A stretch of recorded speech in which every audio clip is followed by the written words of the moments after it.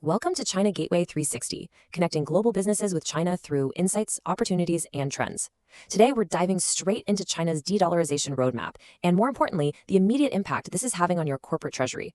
So let's kick things off with a pretty massive headline metric, 21 months. For 21 consecutive months, the People's Bank of China has maintained an absolute, uninterrupted gold buying streak. I mean, just look at July 2026 alone. They added 19.9 tons of gold. That's a staggering $1.8 billion value. And actually, it's the largest single-month purchase we've seen in nearly 3 years. This isn't just a sudden blip. It signals a highly structural, long-term acquisition strategy.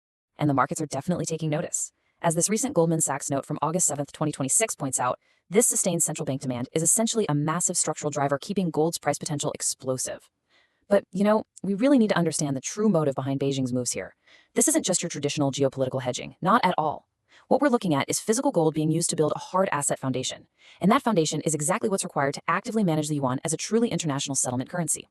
Now, built right on top of that gold reserve diversification is the actual de-dollarization engine itself. This is the machinery designed to actively decouple Chinese liquidity from the US dollar system. And really, this engine operates on 3 main pillars. First up, you have yuan trade finance, which is steadily grabbing a larger global share. Second, we're seeing bilateral swap networks stepping in to provide parallel liquidity. And finally, there's the digital yuan, the eCNY, which is stepping up to serve as the next generation cross-border payment rail. If China Gateway. Your gateway to business in China.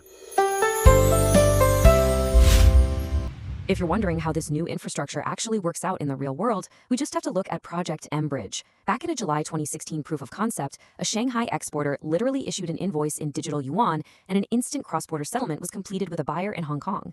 The real kicker here, this entire transaction happened completely outside of traditional correspondent banking. No standard FX rails involved whatsoever. It's a completely parallel system in action. So what does this macro shift mean for foreign firms operating in China? Well, it demands an immediate strategic pivot on your end.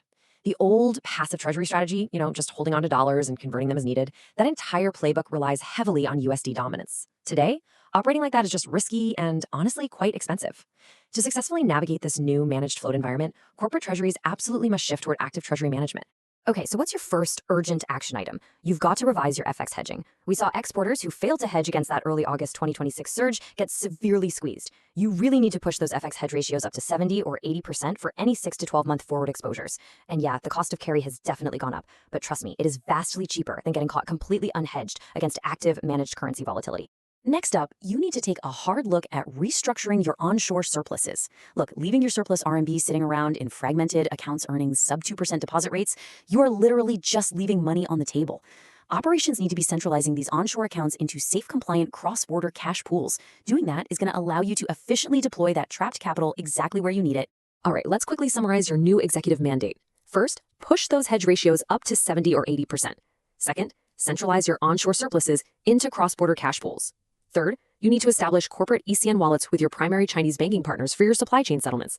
And finally, make sure you embed the PBOC reserve data release that comes out on the 7th of every single month right into your risk dashboard as a key leading indicator. That's all for this China Gateway 360. Like and comment to receive materials from us. Thanks for watching, and we'll see you next time.